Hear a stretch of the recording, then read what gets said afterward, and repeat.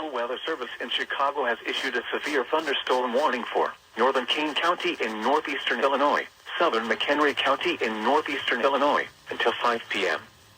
At 4:21 p.m., a severe thunderstorm was located near Genoa, moving northeast at 50 miles per hour. Hazard, quarter-size hail. Source, radar indicated. Impact, damage to vehicles is expected. Locations impacted include Elgin, Crystal Lake, Carpentersville, Algonquin, Lake, Indiana the Hills, McHenry, Woodstock, Hunley, Fox Lake, Island Lake, Baringo, Cary, Pingree Grove, Gilberts, West Dundee, Hampshire, Johnsburg, Lake Lure, Spring Grove and Fox River Grove. Including the following Interstate 90 between mile markers 33 and 56.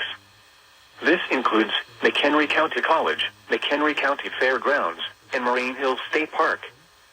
For your protection, move to an interior room on the lowest floor of a building.